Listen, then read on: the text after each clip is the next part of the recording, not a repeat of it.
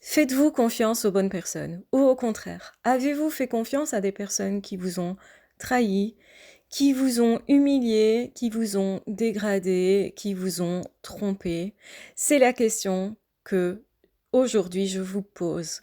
Pourquoi je vous la pose? Parce qu'il y a des possibilités de voir si oui ou non vous pouvez faire confiance dorénavant à une personne. Parce que quand on a été trahi, souvent, c'est qu'on n'ose plus faire confiance pour la suite à d'autres personnes.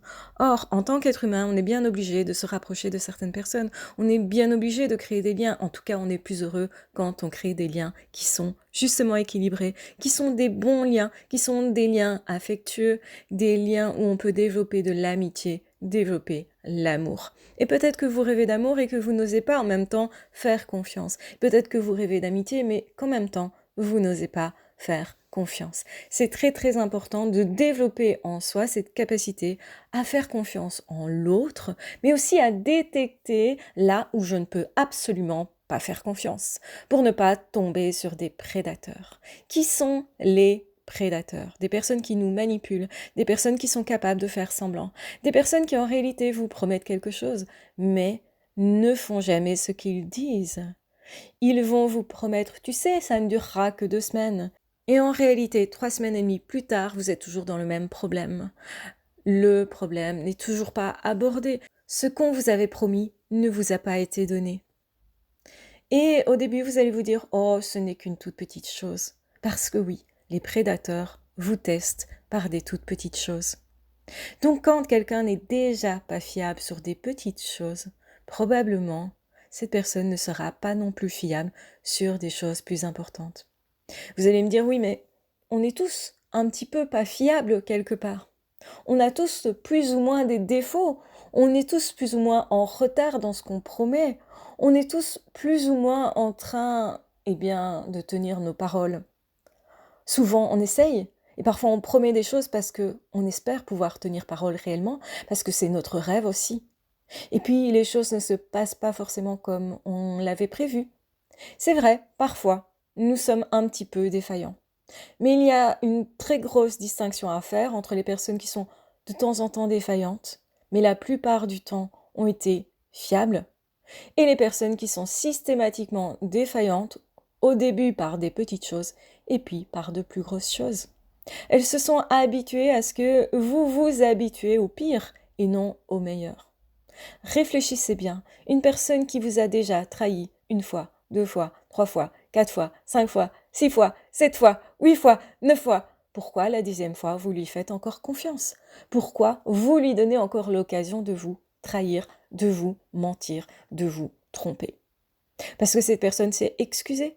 Est-ce que c'était réellement des vraies excuses ou l'occasion à nouveau de vous embobiner? L'occasion à nouveau de vous blesser? Est-ce que cette personne, elle prend plaisir à recommencer, à vous blesser? Ou au contraire, elle se place comme une petite personne pas capable de gérer ses émotions, pas capable de gérer ses attirances éventuelles, pas capable justement d'être honnête réellement avec vous? Et vous vous contentez de quoi? Pourquoi est-ce que vous vous contentez de ça? Vous n'osez pas abandonner votre rêve du départ? Non, on sera un couple, un vrai. Et c'est pas grave s'il y a 1, 2, 3, 4, 5, 10 000 trahisons. Au fond, du moment que personne ne le sait, je sais garder la face. Êtes-vous sincèrement heureux comme ça est ma question. Certainement ça titille. C'est insupportable. Peut-être même vous allez fermer cet audio parce que vous allez vous dire oh là là, non, ne mets pas le doigt là où justement ça me fait mal, ce que je ne veux pas voir là. Et oui, souvent, quand on accepte, quand on reste, c'est parce qu'on finit par se mentir. On finit par se mentir parce qu'on se promet qu'un jour ça ira autrement. On se promet que cette personne va changer. On se promet qu'on peut supporter éventuellement. Alors qu'en réalité, c'est clairement insupportable. C'est humiliant, dégradant, c'est blessant. Et on se laisse blesser continuellement. Je ne vous blâme certainement pas. Parce que l'être humain est fait de façon à s'habituer, et même au pire. Et je connais ce mécanisme. Je vous l'explique simplement. Je ne veux pas que vous soyez en train de vous culpabiliser, de vous sentir être un moins que rien ou une moins que rien, parce que vous avez accepté pendant longtemps. Dans certains cas, c'était possible peut-être que la personne se remette en question et change. Parce que parfois, effectivement, on fait des petites erreurs, tous. Et parfois, on doit prendre conscience de nos erreurs pour changer, pour se transformer. Parfois même, on a trahi l'autre, et souvent parce qu'on s'est trahi soi. Une personne qui va consommer va dire à l'autre « je ne consomme plus, tu sais ». Et en réalité, cette personne n'a pas su faire autrement, n'a pas su gérer son angoisse, n'a pas su gérer ses blessures passées, n'a pas eu à ce moment-là le courage de travailler là-dessus. Je recommande à toute personne de travailler d'abord sur ses blessures avant de rencontrer quelqu'un. Pourquoi? Parce que justement, quand les blessures sont désamorcées, on ne doit plus les traiter. On n'est plus pris de court. Ainsi, une personne qui vous dit « c'est pas moi, c'est mes blessures, c'est mon passé, c'est mon traumatisme qui fait ça ». Cette personne implicitement vous demande d'écraser, de laisser tomber, de faire semblant de ne pas voir, de faire semblant de ne pas avoir été blessé. Et du coup, cette personne, quelque part, vous dit que ça pourrait recommencer. Soit involontairement, c'est possible que la personne n'ait pas voulu vous blesser réellement et se soit retrouvée dans une situation où elle n'ait pas su réellement faire autrement. Ou en tout cas, elle se soit convaincue qu'elle n'arrivait pas à faire autrement. Parce qu'en réalité, on peut tous faire autrement. On peut tous travailler sur soi, mais ça demande beaucoup de courage, ça demande de prendre du temps et de l'énergie pour ça. Ça demande de s'arrêter dans sa vie pour sacrifier au minimum quelques mois, mais souvent plusieurs années. 1 année, 2 années pour faire un deuil sont généralement nécessaires.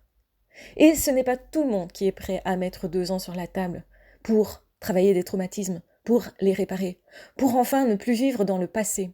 Si en face de vous, vous avez une personne qui continuellement vous dit « Oh mais tu sais, c'est rien, c'est à cause de mes traumatismes », plus cette personne minimise ça, et plus cette personne vous dit « Je recommencerai ». Peut-être effectivement, involontairement.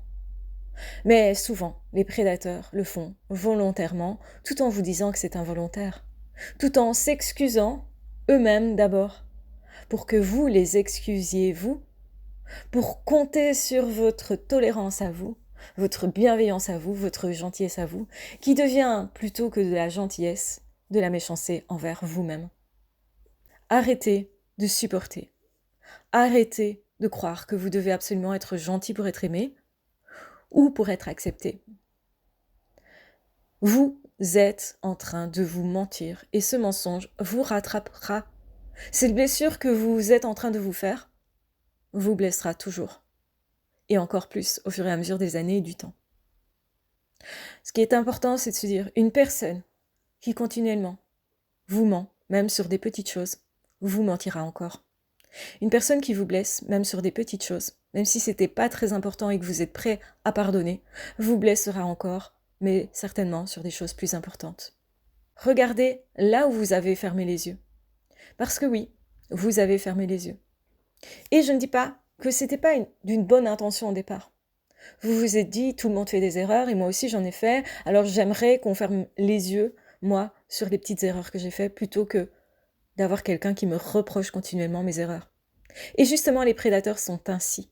Ils vous demandent de fermer les yeux sur des choses qui, normalement, ne demanderaient pas qu'on soit aveugle.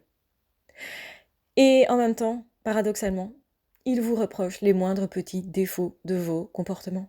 Des choses pourtant clairement acceptables, des petits manquements qui sont humains, qui font partie de la vie de tout le monde. Parce que oui, nous sommes tous plus ou moins fiables, mais nous sommes fiables au moins à 80-90%, quand on veut vraiment l'être avec une personne, quand on est vraiment quelqu'un qui a le respect de l'autre. Parce que oui, c'est vrai, on ne naît pas avec le respect de l'autre, ça s'acquiert, ça se choisit. Une personne qui a choisi de vous respecter, une personne qui a choisi de ne pas vous trahir, une personne qui a choisi d'être fidèle, l'a clairement choisi. Et s'est engagée.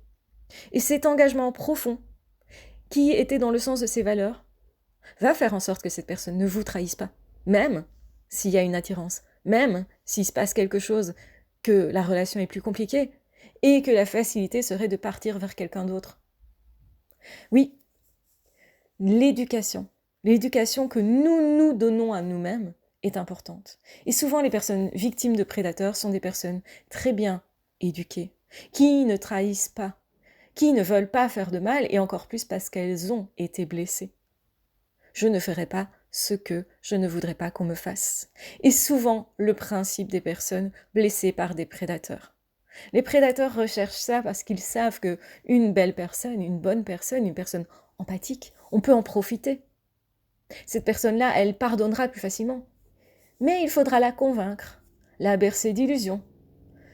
Et justement, lui donner des bons arguments. Oh, mais tu sais, c'est pas de ma faute, c'est mon traumatisme, c'est mon passé. Mais qui n'a pas travaillé ton traumatisme, ton passé? Bien sûr, nous ne sommes pas responsables des blessures de l'enfance.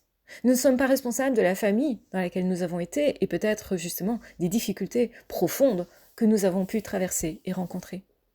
Mais nous sommes responsables de ce que nous en faisons.